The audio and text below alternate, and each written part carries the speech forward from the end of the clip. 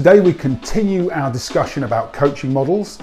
If you haven't seen the previous video on the GROW model, I would encourage you to go back and watch that video. It's on the YouTube channel.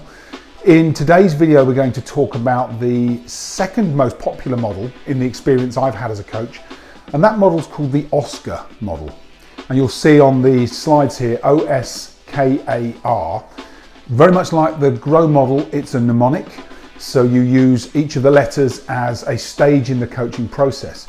Before we go into the OSKAR model, let's just recap. Remember, coaching is about pulling information from the person who is being coached, and it's about helping them to determine the best way forward and help them to break through what are some of the limitations that they've set on themselves. So the OSKAR model. We start with the OSKAR model with the O, and very much like the GROW model, it's about focusing on where we want to go first. So the O in the OSKAR model is actually the outcome. What is the outcome that the person is looking to achieve over the long term? Now, it may be a short-term coaching intervention, but generally speaking, this is about getting people to remove themselves from the current position, remove themselves from today's limitations, and think bigger, think further into the future, and really think about what they want and focus them on that and not what they don't want. And we'll talk about that a bit more in another episode.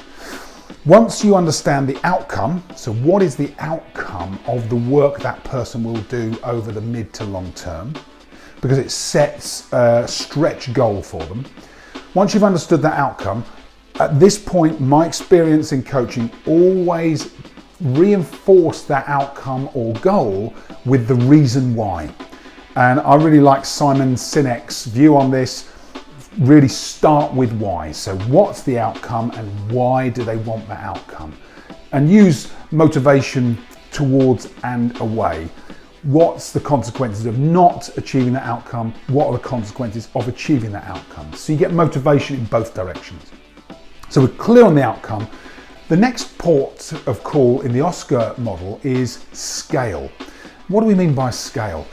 In the context of this model, what it means is to think about where the person is in their journey. So if they want to get to this goal and that is a 10, then in terms of scale, it may be saying, okay, well, where are you right now in terms of your progress? And they might say, I'm at a 5. Okay, then we might also scale and say, okay, well, by the end of today's session, what would be a good outcome? And they might say, do you know, if I could get to a 7 or an 8, that would work. But we're looking at getting to a 10 during the course of the coaching.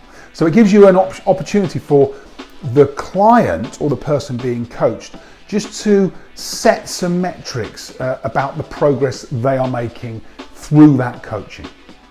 So we've got the scale. Next stop is the K, and that is know-how. So what does that mean?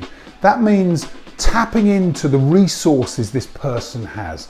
And I said in the GROW model video that one of the fundamental kind of presuppositions of coaching is that we make the assumption that the person, the client, the coachee has infinite capability.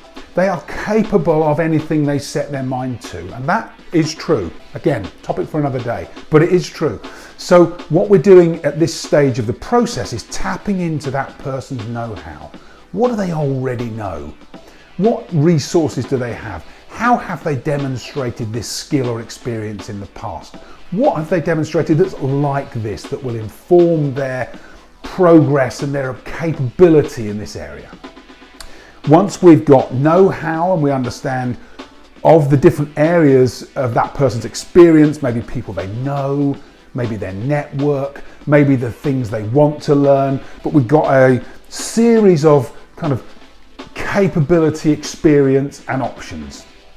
Once we've got those clear, we then say, okay, from that experience, from that kind of menu, if you like, what action are we going to take?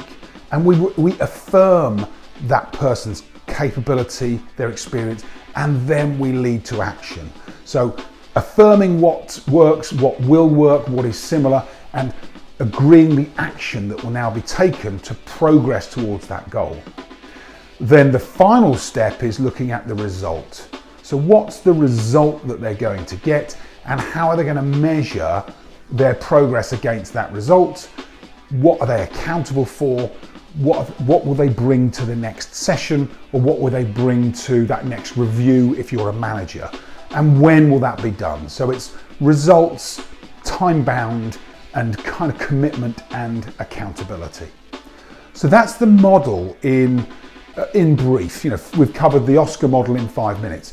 If you would like more information, there's lots of resources on both GROW and OSKAR models to be found online. There are lots of resources, there are lots of coaching books.